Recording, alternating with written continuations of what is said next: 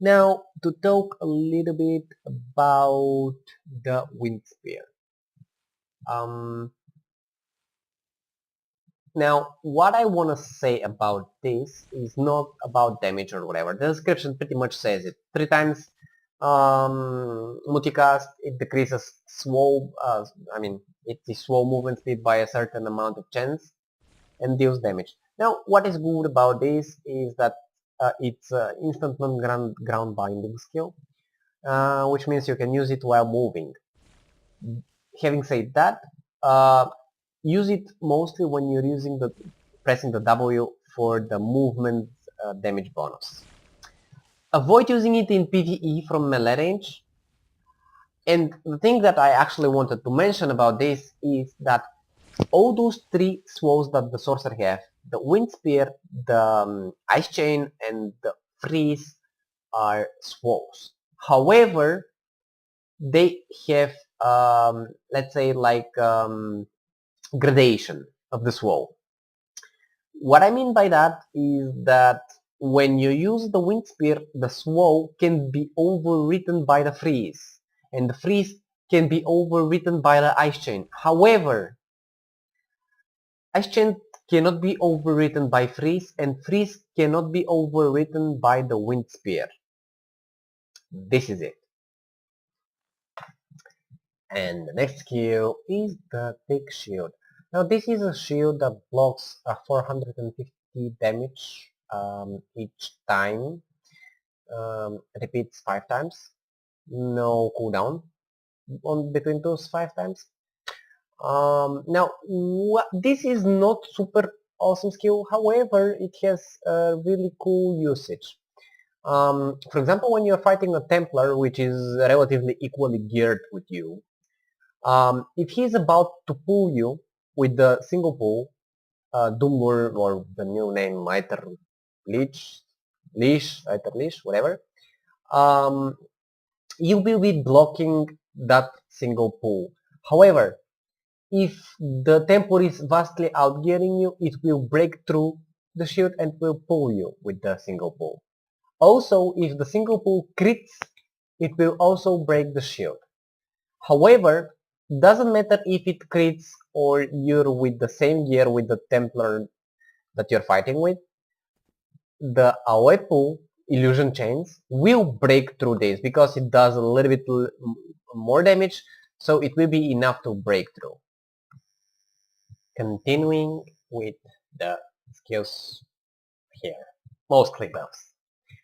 So first talking about is the Visor Wisdom. It gives you casting, decrease magic consumption for 15 seconds.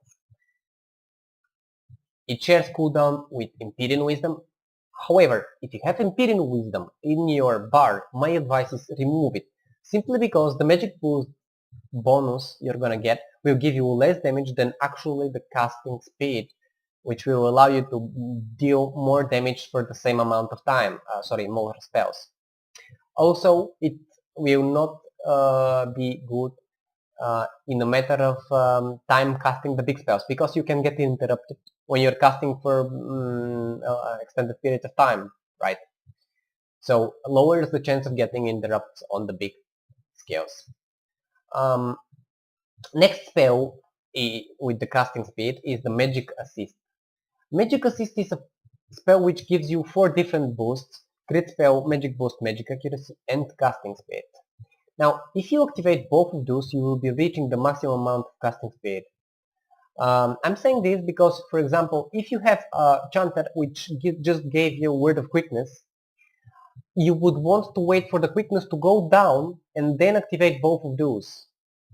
The reason why is because if you activate any of those, they will not give you more casting speed. Now, if you are not magical boost capped for the instance or boss, whatever you are doing at the moment in the Word of Quickness, of course you can activate Magic Assist to give you the magic boost or crit spell, or even the magic accuracy in case you need a little bit more magic accuracy to land your spells 100%. So that's that. Same thing goes with the Stigma Boon of Quickness. If you have Boon of Quickness, what will happen is buffing it means that you will be max casting speed. With the items and the scroll only, you are max casting speed. I'm saying this because when you use this together with the magic assist, it will not give you more magic boost. Now, in a situation that you want to make a full 45 seconds burst, it's a good option for the reason that if you go and use magic assist, for example, and then you use the Ezekiel wisdom, then the Ezekiel wisdom will be down, and it will have 15 seconds left for the cooldown. In that moment, you can activate Boon of Weakness, which also stays for 15 seconds. Means you have a 15 seconds and another 50 seconds with maximum casting speed, and then you can reactivate Vice the Wisdom once more, which will make you having a full max casting speed for 45 seconds. I really don't play with this Stigma, but it's nice being for PvP or PvE. Also depends on your playstyle, how you prefer playing with more range spells or more melee spells, and how whatever. You know, another next video.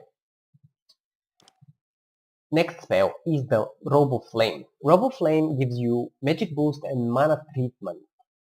Now, this spell is permanently up because it has 30 minutes duration and 10 seconds cooldown. However, it shares cooldown with Robe of Coat and they override each other, meaning if I have Robe of Flame and I use Robe of Coat, Robe of Flame will be dispelled and I'm gonna get Robe of Coat. This gives you magic suppression, reflects damage, even ranged, up to 30 meters away from you. Also swallows the target that hit you for 4 seconds. The reflect from the Robe of Coat can play in your opponent's favor for the simple reason that if you want to sleep your opponent and you make a sleep, for example, he can dispel it by attacking you in the moment of the finish of the sleep cast, meaning this thing. He got the damage reflected and he moved without a problem after sleep. This is really huge thing to know because, for example, if I want to sleep someone, you'd better just make the Robo Flame first so he cannot reflect from you, then sleep him, and then wait for the duration if you want, and also you can have the sleep over there. Just rebuff it and that's it. Same thing goes with the physical classes, magical classes, whatever. Auto attacking even, everything will break the sleeps with the reflect. Now, next spell is the Elemental Ward. We spoke earlier in the previous videos that Elemental Defense is giving a damage reduction. 100 Elemental Defense gives you 7% reduction, meaning you get 21% reduction from this buff. Really nice for group PvP, really nice for even world fights. In case you think you can be receiving a lot of damage, there is a chance that you would die, you can use it as a tanking spell, as a shield. Really nice. The 300 magic resist is not gonna help you that much, not in this patch certainly, unless you have some kind of magic resist build set. But that's it. Now, the next spell that I want to mention is the Illusion. Gives you evasion for the next 2 physical attacks and also removes one of your debuffs. For example, if I use a Cyclone of Wrath, let's say, I can easily dispel this thing. Being a root, swallow, or whatever, any kind of spell that does not stop me from using magical skills, I can remove it. Of course, it removes the very first debuff you have, if it's removable. If not, it goes on the second one. Pretty much like the some herbs or greater healing potions. That's how it works. Next important spell, Absolute Zero. Now this, in my opinion, is strongly a spell for solo PvP. Not because in group PvP is useless or something, it's just because for group PvP you can place better spells, in my opinion, or in the squads. However, this is extremely powerful skill. How it works is that it makes freeze on target, as it says in the description, which stuns it for time between 6 and 8 seconds, during which it cannot be attacked. That means if I make this and I try to attack or even use a sleep, it will resist. Ah. Yeah, I was a little bit late with the cast of the sleep. Now for this one, when I do a sleep, that skill, it's a really good combination to do with the somnolence, for the reason that you have 7 seconds in which you can hold the skill without landing it. Meaning if you watch the debuff on the target, how much time remaining it has, you can land the sleep right after it. Or if you're used to your casts already, you can do it with the normal sleep scarecrow or curse of fruits, sleep storm, whatever other kind of CC you prefer, even a stun. However, the reason that this skill is really good is because this skill will either force your target to use the remove shock to get out of it, so he wastes the remove shock, or he can wait and get CC'd right away after it and he is completely fucked up. Now, when you cast this together with this, is really good for the simple reason because you can release that any moment of the cast.